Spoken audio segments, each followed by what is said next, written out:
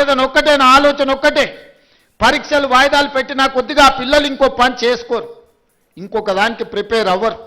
65 రోజుల్లో 11,000 మంది టీచర్ల నియామకాలు చేపడితే 3 లక్షల మంది పరీక్షలు రాసింది, ఉద్యోగాలు ఇచ్చింది 11,000 మంది.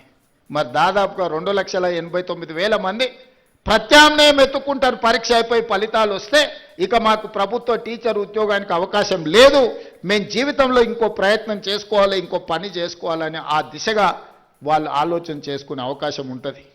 ఈ రకంగా గ్రూప్ 1 పరీక్షలు 563 కంబైన్డ్ స్టేట్లో కూడా అన్ని ఉద్యోగాలు ఎప్పుడు ఇవ్వలే.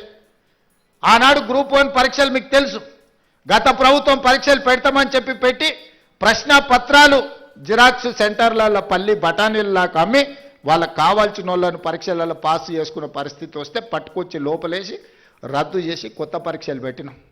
దాదాపు 5 లక్షల మంది ఈరోజు ఆ పరీక్షలకు ప్రిపేర్ అయినారు. నియామక పత్రాలు అందించేటప్పుడు వండుకున్న వంట నోట్లో పెట్టుకునే సందర్భంలో ఈరోజు కింద పడేసి పొలిటికల్ లిటిగేషన్స్ ఈరోజు కోర్టులు వేసి నియామక పత్రాలు అందకుండా ఆపినరు. ఇది ఒక ఆవేదన. ఎందుకంటే సమాజానికి మంచి చేద్దాం అనుకున్నప్పుడు కొంతమంది ఇట్లాంటి వాళ్ళు ఉంటారు. ఇవాళ group 1, group 2, group 3, group 4 exams పారదర్శకంగా నిర్వహించడమే కాకుండా ఫలితాలను ప్రకటించి నియామక పత్రాలు అందించి తెలంగాణ రాష్ట్ర ప్రభుత్వం తన బాధ్యతను నెరవేర్చాలనుకుంటుంటే ఈరోజు గ్రూప్ 1లో 563 మంది స్టేట్ లెవెల్ ఆఫీసర్స్ని ఈరోజు 89% ఎస్సీ ఎస్టీ బీసీ మైనారిటీలు సెలెక్ట్ అయినారు. అందులో 89% గ్రూప్ 1 పరీక్షల్లో దాదాపుగా ఎస్సీ ఎస్టీ బీసీ మైనారిటీలు ఈడబ్ల్యూఎస్ వాళ్ళు ఈరోజు సెలెక్ట్ అయినారు. ఇవాళ నోటి కాడికి వచ్చిన ముద్దను ఎవడో కింద పడేసి మట్టి పాలు చేస్తే ఆ తల్లిదండ్రుల దుఃఖం ఎట్లుంటుందో ఒకసారి ఆలోచన చేయండి. ఇవాళ 563 మంది గురించి నేను మాట్లాడతలే.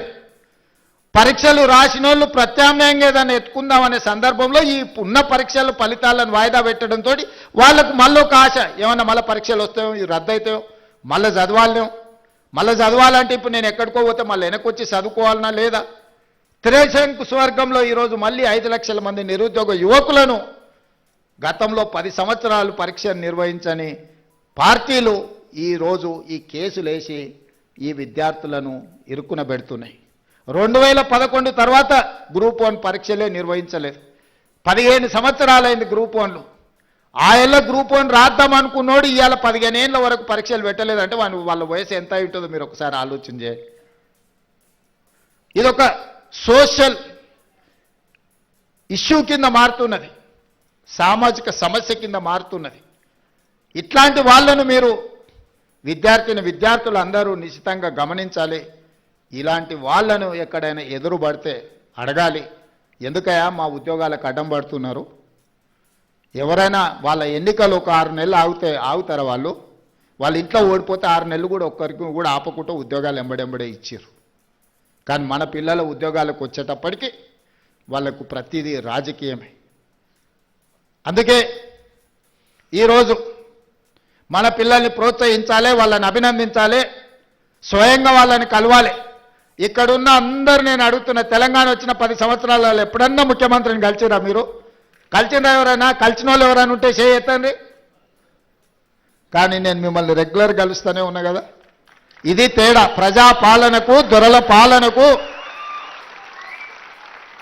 ముఖ్యమంత్రి అంటే ఆకాశంలోకి వెళ్ళి ఊడిపడ్డ పదవి కాదు, అది ప్రజలు ఆశీర్వదించి, ముఖ్యంగా దళితులు, గిరిజనులు, ఆదివాసీలు ఆశీర్వదిస్తే ఈ కుర్చీ వస్తుంది.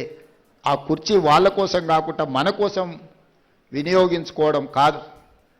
అందుకే మీ మధ్యలో ఉండాలి, మీతో ఆలోచనలు పంచుకోవాలి. ఇదే కాదు, సివిల్స్ గతంలో మన దగ్గర ఐఏఎస్లు ఐపీఎస్లు సెలెక్ట్ తక్కువ అయ్యేవాళ్ళు.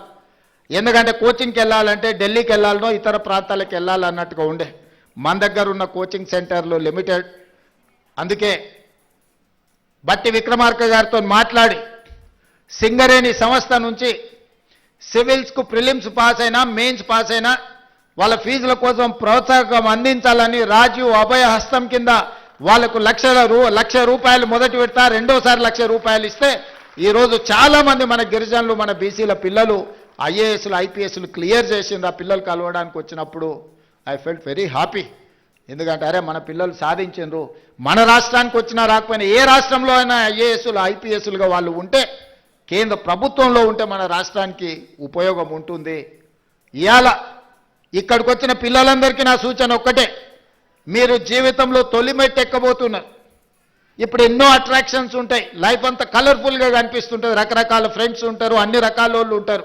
మనం నెక్స్ట్ లెవెల్కి వచ్చినప్పుడు ఇంటర్ నుంచి డిగ్రీయో లేకపోతే ఇంజనీరింగో లేకపోతే డాక్టర్లు పోయినప్పుడు ఇవన్నీ కూడా మనల్ని అట్రాక్ట్ చేస్తుంటాయి.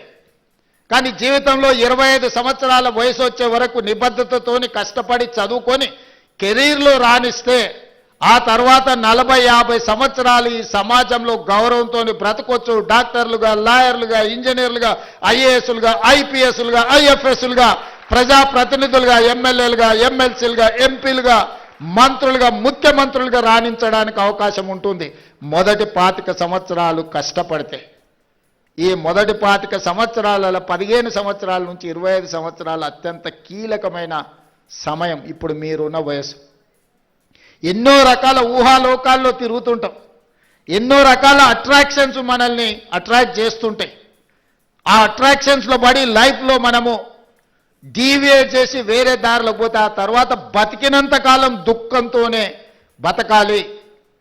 25 ఏళ్ళ లోపల మీరు లైఫ్లో సెటిల్ అయితే మనం 70-75 సంవత్సరాల ఒకవేళ బతికినాం అంటే 50 సంవత్సరాల ఆత్మగౌరవంతో సమాజం మనల్ని గొప్పగా గౌరవిస్తూ ఉంటుంది. మనం జీవితంలో రాణించవచ్చు.